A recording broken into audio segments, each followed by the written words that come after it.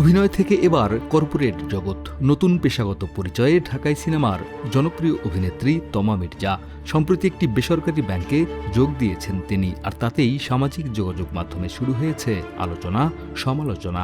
অভিনয়ের পাশাপাশি ব্যাংকের চাকরি, বিষয়টিকে কেউ দেখছেন ইতিবাচকভাবে, কেউ তুলছেন নানা প্রশ্ন।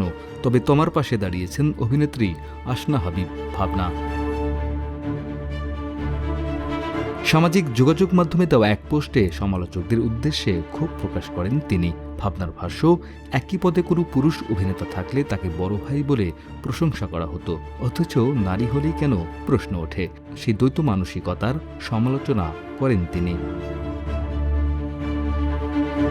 ভাবনা আরও বলেন, নারীরা শুধু অভিনয় নয়, ব্যবসা, চাকরি, ছবি আঁকা, গান, লেখালেখি, মাতৃত্ব কিংবা ভালোবাসা সবকিছুই নিজেদের মতো করতে পারেন। সব দোষ মেয়েদের, এমন মানসিকতা থেকে বেরিয়ে আসার আহ্বান জানিয়ে ভাবনা স্পষ্ট করে দেন, একজন নারী চাইলে একই সঙ্গে বহুমুখী পরিচয়ে নিজেকে প্রতিষ্ঠিত করতে পারেন।